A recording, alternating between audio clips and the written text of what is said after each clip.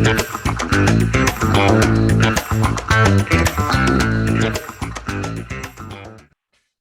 good evening everyone and welcome back to another episode of After Office Hours. Kamusta? Kamusta Hey, naman kayo?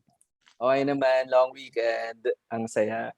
Yes, at kailangan natin lang i-note na we're doing this on a holiday. It's actually on After office after hours. office hours. Just in case may makapanood from the office, we're really doing this after office hours.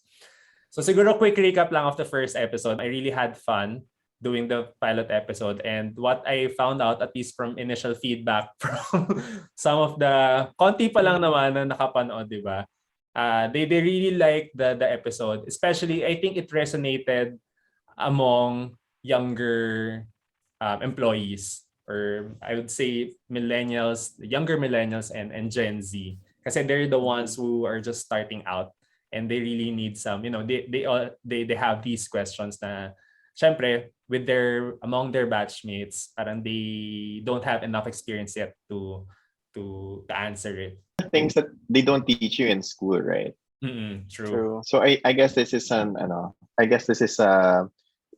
what I realized after you shared that feedback was maybe it's our way of maybe also giving back or parang sharing what we know to the younger folks who are watching the video. True. Yeah, and for those of you who have questions, syempre, comment lang kayo below with your questions para we know what questions in the future What you kind like of questions we can We also answer posted next time. our Gmail account, so feel free to email us. Oh, Gusto ko yung may email account. crowdsourcing. Okay. So anyway, ano bang topic natin for today, AJ? Ayan. So our topic for Gusto ko yung sabi mo kanina, dapat subtle mo maipasok. Oo. Ito na nga yung pinaka-subtle way. Sobrang subtle ng segue. Sobrang subtle ng segue. Ang ganda ng segue. Talagang parang... Akala ko may role-playing. You know, when I was starting out, guys. So anyway, our topic for today is, or the question that you will answer for today is, how do you negotiate for a higher salary? So that's the question. But before we answer, siguro, let's start off with, I'd like to ask Jeff, from the applicant side. Our viewers already know that si JB is Frederick. Well, viewers already know. Na-establish na kagad yung characters. But I'd like to ask first si Jeff as the applicant or before when he used to apply. What's the number that you peg for when you try to negotiate? Or is there a number? Is there an increase that you try to target when you negotiate with recruiters? Okay, so in the past, I would always, actually consistently naman, I would always ask for 30% increase on top of my total annual guaranteed income. So, bakit 30%? Kasi ang mindset ko nun is normally you'd get, let's say, 5 to 10% increase na merit increase lang, or when you get promoted, you might get about 20%, diba? So parang it's really just pushing it to 30% when I parang see an offer, etc. So yun. Okay. How about you, JB? Parang from the recruiter side, is that like the rule of thumb na parang what you can offer also is 30% from their baseline? Because I know a lot of recruiters parang they try to get the payslip and how much the applicant is getting currently. But I've also read some articles na parang that shouldn't be really like the practice. When a person negotiates, he should go for what he thinks the compensation is for the new scope that he'll be doing for the new work. Yeah, I think we're not mature as a country in that sense, I think. And it depends from companies from one company to the other. Yeah. So I think it's standard, and to me, I feel like it's an HR urban legend to have mga 20 to 30% increase as your peg. Yeah, so I think from the quick answer is maybe it's 20 to 30%. It's a range. But have you ever encountered an applicant na asked for more than the usual 30% and pasok naman siya sa budget that you have allotted for that position? And how did you approach that negotiation? I normally ask kasi kasi there's this thing that you want to compare what you're paying internally already, right? So you want to check and you want to assess what's happening or what's the level of pay in the organization for a similar level, no? And um in those situations, you just check. Is it still competitive? Is it going to be too much? Kasi parang at the end of the day, parang you really also have to price depending on the quality of the assessment. Eh. Mm. So And But I think yes. a lot of qualitatives actually are in play din eh. Like for example, how strongly do you want that candidate? Is that candidate, let's say, is up for a promotion in the other company? Mga ganong bagay. So parang baka merong 30% standard, but it becomes different depending on yung candidate na kausap. Parang ganun. Mm. True. Okay, so I guess that brings us to our main question na. So how do you negotiate for an acceptable salary? So I won't say a higher salary, no, but for an acceptable salary, because I guess that will be subjective given the reasons you've mentioned earlier and the different aspects when you negotiate, diba? So Unfortunately, I always latch on logic eh. So, feeling ko kasi, or maybe it's me, I don't want to make it like, no, this is the amount that I want, give it to me. Parang ganun. I'd always latch on logic in the same way that I discussed my usual ask, diba? Na parang, I would ask for 30 because you'll get 5 to 10 on a merit increase and maybe a 20% when you get promoted, etc. And then the other way, one thing I did in the past also was to compute for things that you will lose when you move so that they will consider that too. So there are nuances eh. So in that example, parang there is a difference between the age range that is covered by the HMO of your dependents, of my parents that time. So parang that difference was converted into a cash amount that was included in my base. So mga ganung bagay. I always go for something logical so that when you explain, there is really reason why you're asking for that amount. in my experience naman, maybe because sa first job ko, I was there for I think about 8 years. I was there for a long time. I felt na if I were to move to another opportunity, it would really be monetary and also the career progression. The non-cash benefits more of para siyang secondary or bonus na lang for me. Felt like it was a big gamble to move to a new company. And especially that was the time I really focused on digital and I felt na parang if I were to move to another company, then that company has to offer me that additional training for me to be exposed to more digital projects and opportunities. And at the same time, syempre, logic din. Dapat di ka rin naman dehado. Syempre, let's but if be I remember it right, I was the one who created that offer for you. correct. So, during that time, I was consulting JD. Ah. So, yung first time na I negotiated, actually I think it was more than, I already got the 30% parang baseline. But si JD was telling me na that's when I learned yung parang walk away offer. May counter walk away offer.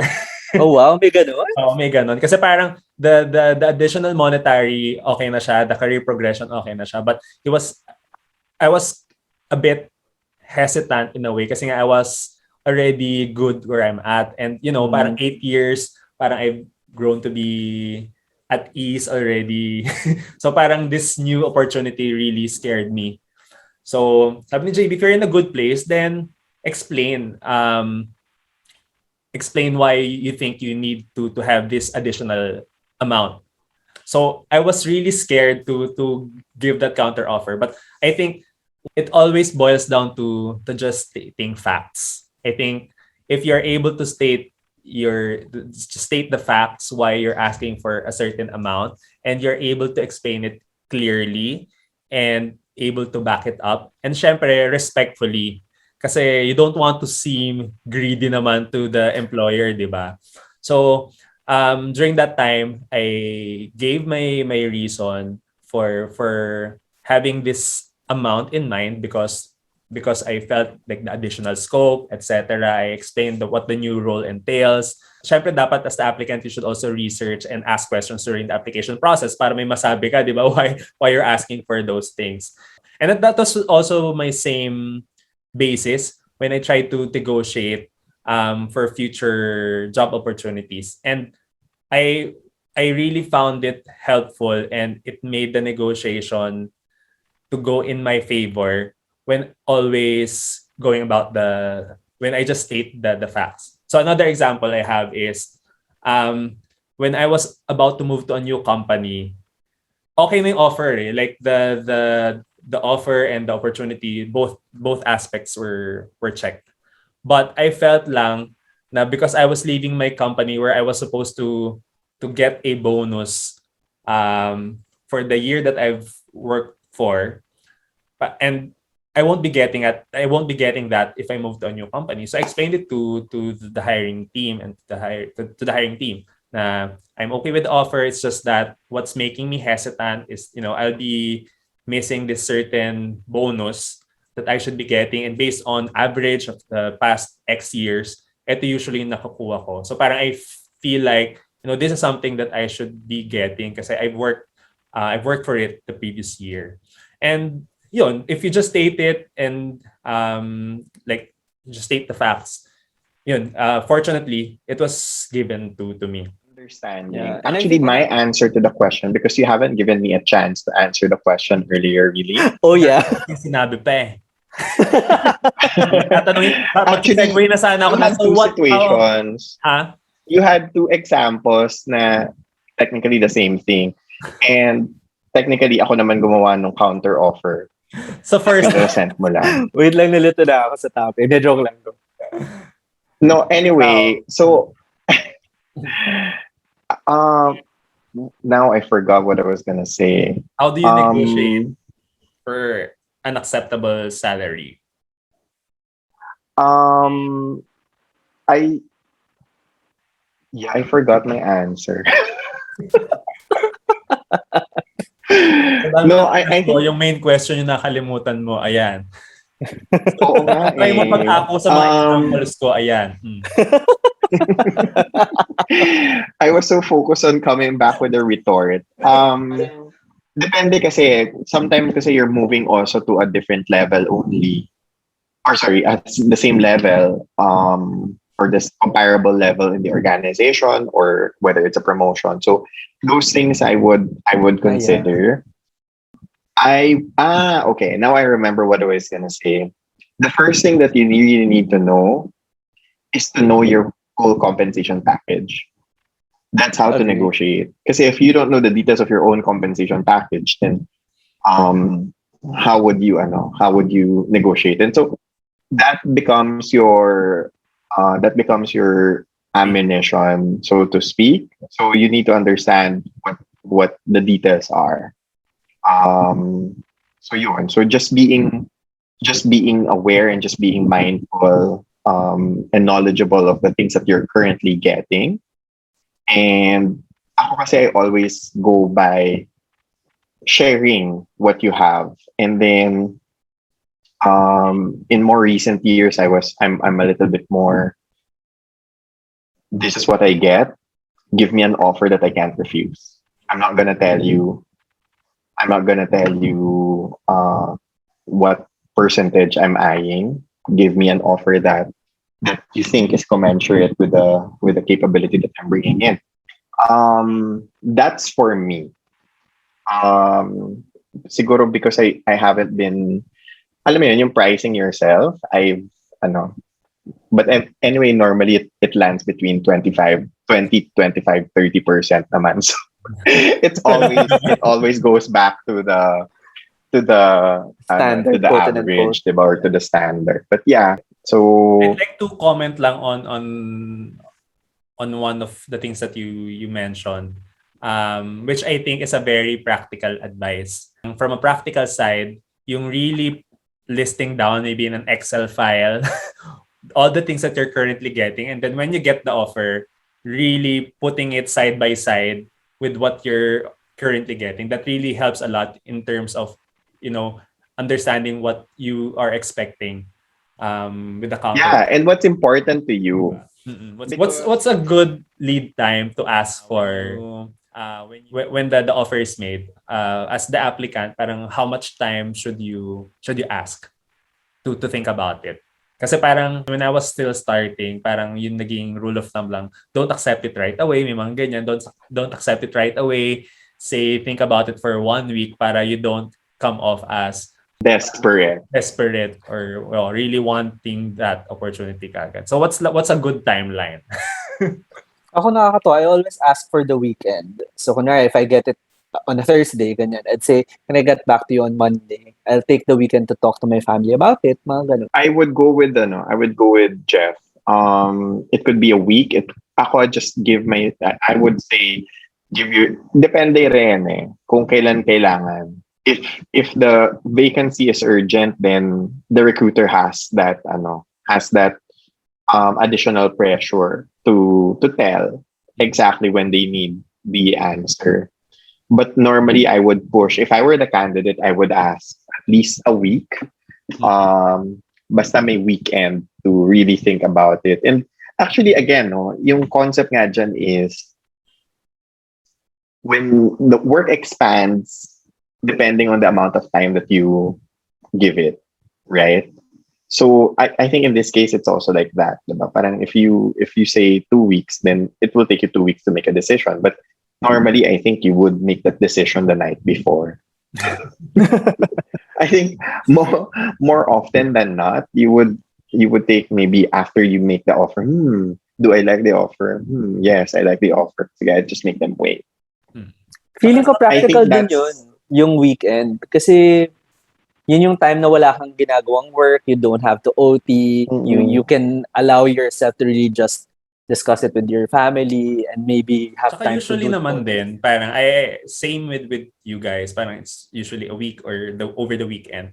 And I feel na parang it shouldn't take longer than that kasi I True. feel like pag may initial gut feel ka na sa offer, di ba?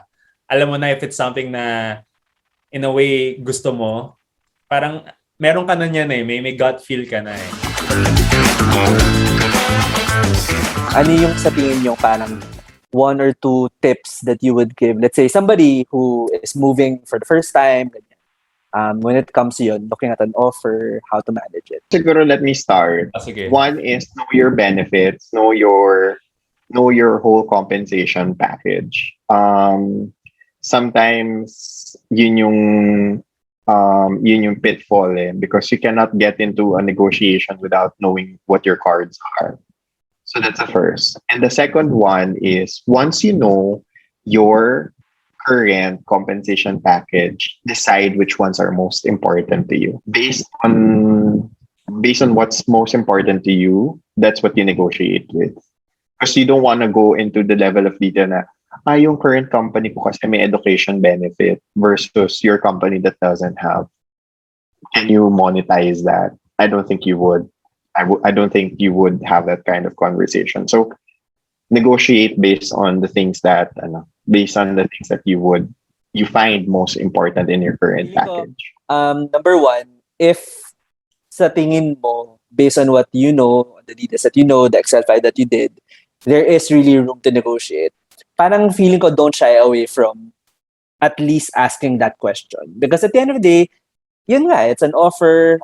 It's, hindi kasalanan if you will ask about the offer and maybe push some details or increase some details. So yun, don't shy away from it. And then the second one is, don't just look at the offer then. Yun nga yung sinasabi ko, di ba? Na parang look at the progression, the opportunity, and what your current company also gives you in that sense, no? Kasi at the end of the day, career path conversation siya, hindi siya one-time move. So, yun. You're right, Jeff, when you said something about yung ask the question. Kasi that happened to me. And I didn't ask. And then when I was joking, when I got na in, the recruiter told me, kasi hindi ka naman nagnego eh. Totoo yun. Totoo yun.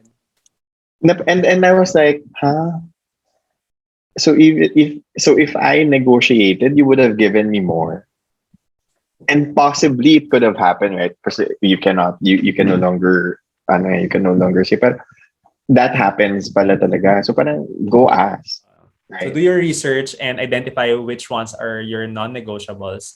And dapat alam mo na kagad yung mga gusto mo.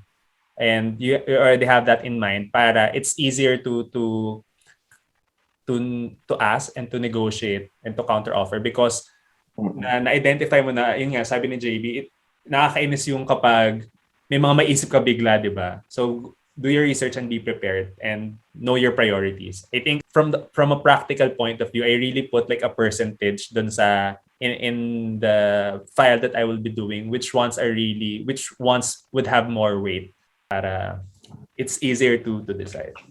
Meron pala akong pahabol na tip. And JB, let me know what you think about it.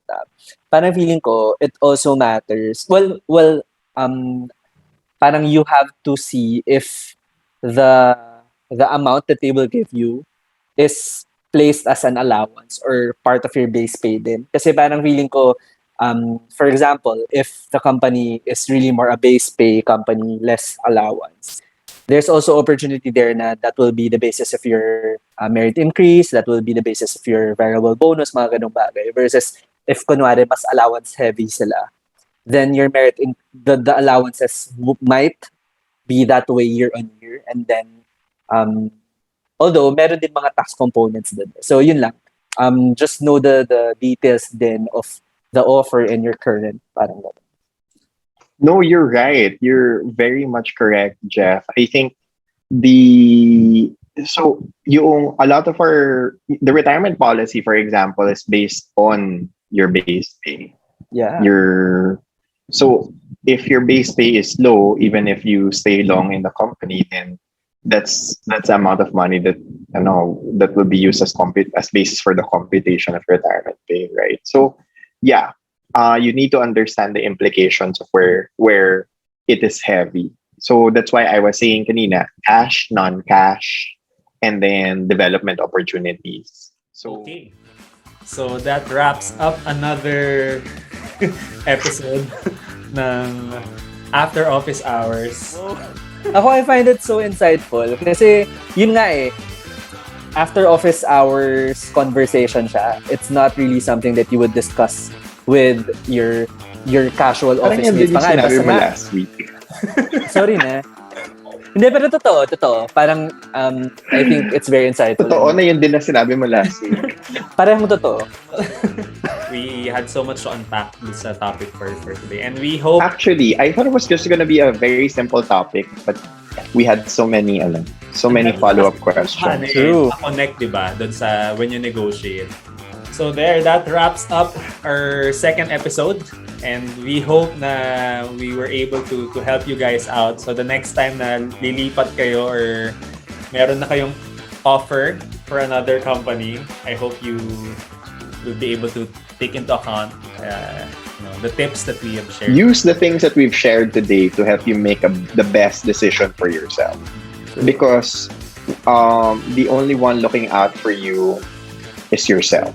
With that, I think we can close our second episode of After Office Hours. So please click subscribe and click the notification bell. And then please click like and share if you find this video insightful. Till the next Thank you, guys. episode of After Office Hours. Bye. Bye.